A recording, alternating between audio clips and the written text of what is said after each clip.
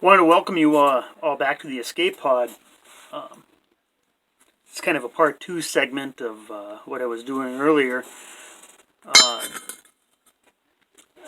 wanted to address a topic that's kind of it's hindering a little bit to me.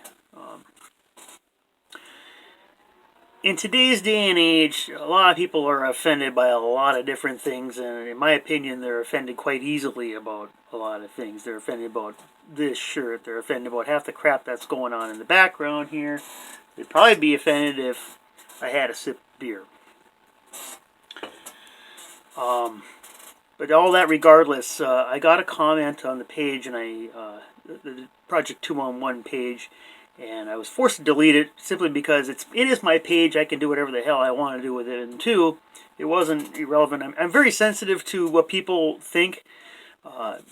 People have opinions and stuff, but you know what? I hate to say it, but this is my fucking book. And if you don't like it, you don't have to fucking read it either. So somebody sent a rather nasty gram to the Project 211 page. And it was, you're a Nazi, white supremacist, racist, blah, blah, blah, blah, blah, blah, blah. And it went all the way down the line. And you don't know anything about history and what people did and da, da, da, da, da. And it came from some millennial prick who I'm assuming didn't know shit about Shinola. Because I literally have researched the crap out of this book. I've researched everything about it. I'm a product of two World War II veterans, a Korean War veteran. I mean, I am not a white supremacist by any means. It just happens to be where the book takes place. You're not seeing people go into the gas chambers for my enlightenment. You're not seeing, it isn't that type of a take. It's supposed to be more of an Indiana Jones in Antarctica is kind of what it's supposed to be like.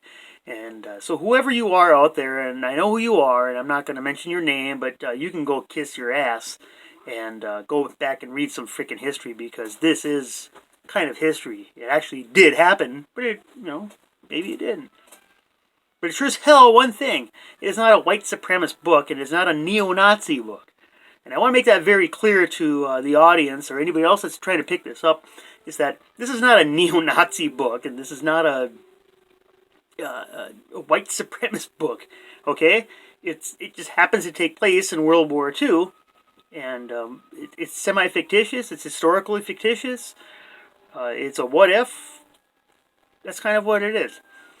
Okay, so that being said, as a disclaimer, yeah, I'm not a white supremacist, I'm not a neo-Nazi, I'm a former GI, I mean, come on. The book has much more to delve into than any of those topics, and hardly any of them are mentioned in the book. I think there's a scene where, I can't remember the chapter right now offhand, but one of the chapters takes place at a concentration camp, but you're not in it. You don't see it. It's mentioned.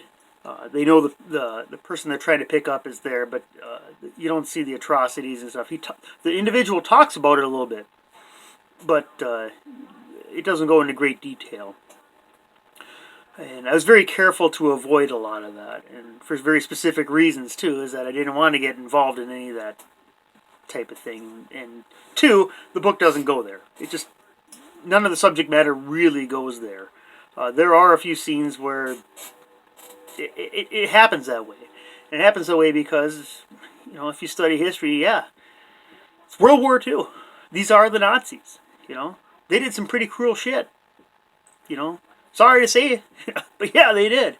The Japanese want to rewrite, Hiroshima is kind of bad, didn't want to talk about that. And the Germans say, well, we really don't want to talk about, the death camps and stuff. And so history is becoming sterilized. And part of this is that, I don't want to get involved into that, but I want to bring history back to a forefront and saying, how well do you even know history?